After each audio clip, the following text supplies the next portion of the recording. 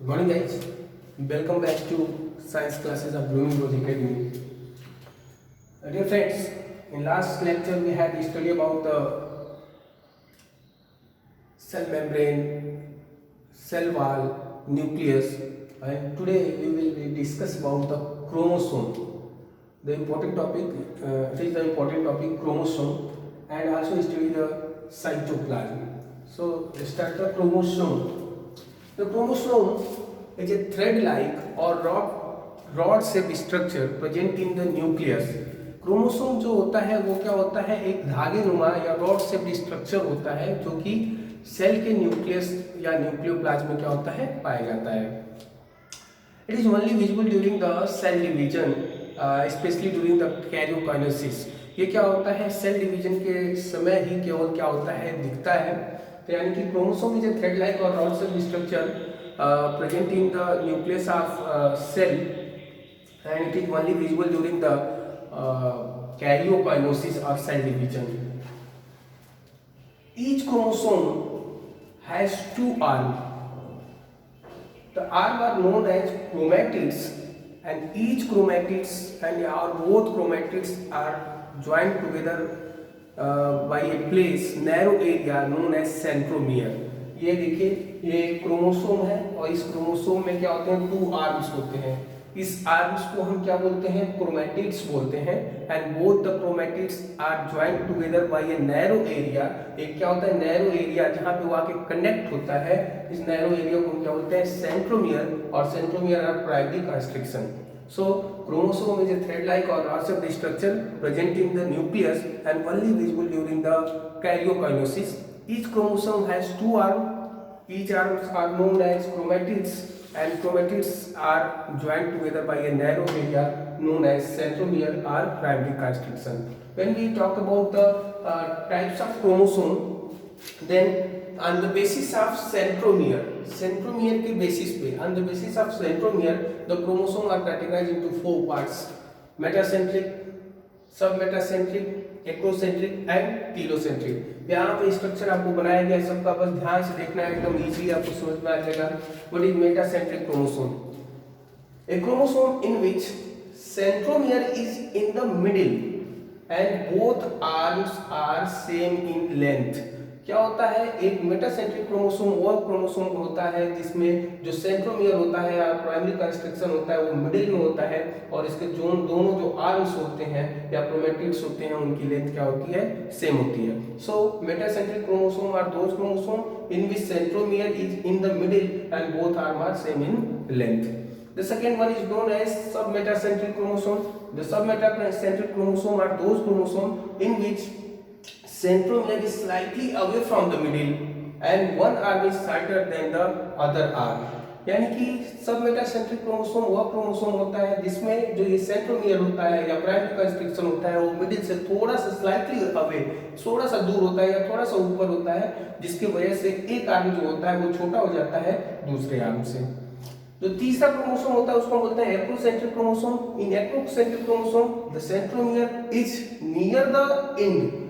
वो क्या होता है, एक्रोसेंट्रिक क्रोमोसोम में जो क्या होता है, सेंट्रोमियर होता है वो एक दूसरे आर्म के लगभग एंड पे पहुंच जाता है. One arm is very short and another is very long. In last telocentric chromosome the centromere is in the apex of and and one arm. या इसमें केवल एक ही आर्म होता है, और इसमें क्या होता है, टीलोसेंट्रिक क्रोमोसोम में जो सेंट्रोमियर होता है वो एपेक्स पे होता है.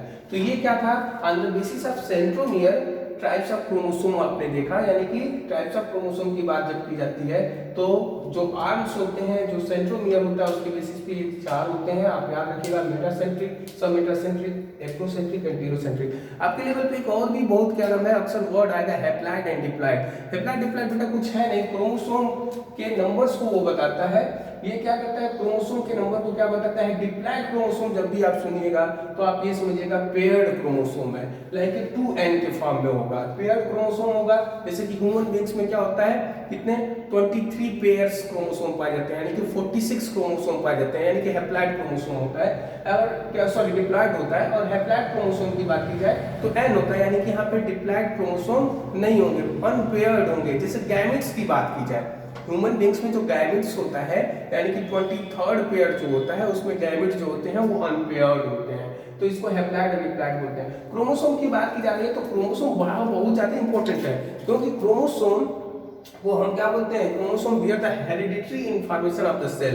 ये क्या होता है, बॉडी का जो भी सेल का जो भी हेरिडिटरी क्या होता है इंफॉर्मेशन होता है इसी में पाया जाता है। इसीलिए क्रोमोसोम क्या होता है, हेरिडिटरी ट्रेट्स होते हैं व्हिच ट्रांसफर द इंफॉर्मेशन और hereditary character from one generation to another generation. तो ये था हमारा आज का क्रोमोसोम। और दूसरा टॉपिक से अगर हम थोड़ा सा और आगे बढ़े तो आज हमको पढ़ना है साइटोप्लाज्म। फिर से एक बार मैं पीछे चलता हूँ, जब हम लोग कर रहे थे सेल का स्ट्रक्चर स्टडी करना स्टार्ट किए थे तो हमने बोला था कि सभी प्रकार की सेल्स होती है उसमें 3 बेसिक स्ट्रक्चर होते हैं, सेल मेम्ब्रेन और सेल वॉल, दूसरा हमने कहा था न्यूक्लियस, और आज तीसरा हम लोग पढ़ने जा रहे हैं साइटोप्लाज्म।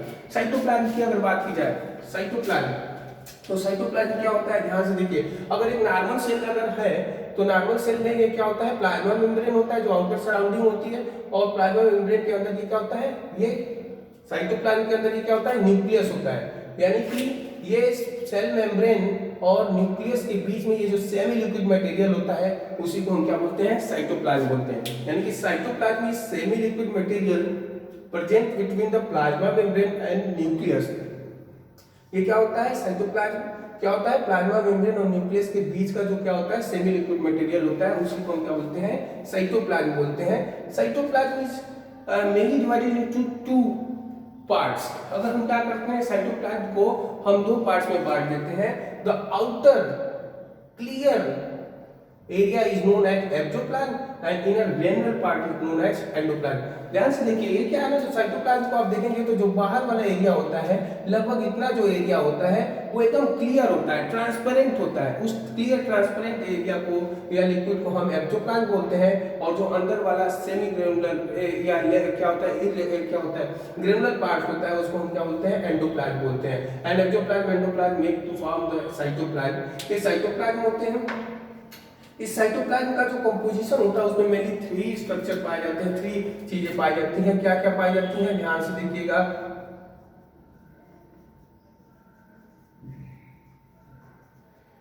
ये जो साइटोप्लाज्म होता है वो 3 चीजों से मिलकर बना होता है। एक होते हैं हम सिस्टोसोल बोलते हैं।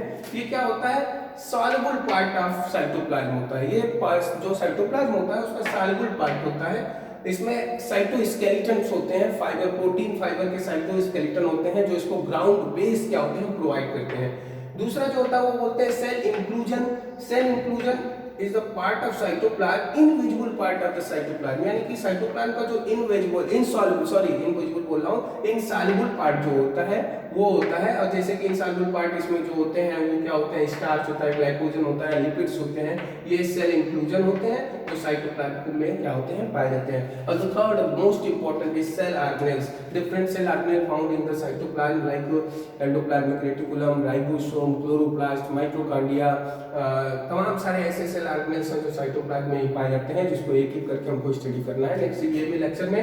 तो बात आती है कि साइटोप्लाज्म है तो इसका फंक्शन क्या है भाई। तो साइटोप्लाज्म क्या होता है, is the site of metabolic process. लगभग सभी मेटाबॉलिक प्रोसेस के लिए क्या होता है, साइट होता है जहां पे ये प्रोसेस क्या होती है, पाई जाती है। It is the storage house of raw material. Cytoplasm जो होता है वो क्या होता है, एक रॉ मटेरियल का क्या होता है, स्टोरेज हाउस होता है। And with the help of cytoplasm, यानी कि cytoplasm also help in the exchange of material between the different cell organelles. ये डिफरेंट सेल ऑर्गेनेल्स के बीच में क्या करता है, एक्सचेंज ऑफ मटेरियल का, मटेरियल को एक्सचेंज करने का क्या करता है, काम करता है। तो आज हम लोगों ने देखा क्या, क्रोमोसोम जो कि न्यूक्लियस का पार्ट था, और जो तीसरा स्ट्रक्चर जो हम लोग को जो बेसिक स्ट्रक्चर पाया जाता है हर एक क्या नाम है सेल्स में, वो था साइटोप्लाज्म। साइटोप्लाज्म को हम लोगों ने थोड़ा देखा, और इसके बाद का जो क्या होगा कल नेक्स्ट लेक्चर में क्या करेंगे हम लोग, स्टडी करेंगे, आपको नोट्स क्या होगा प्रोवाइड किया जाएगा। Thank you.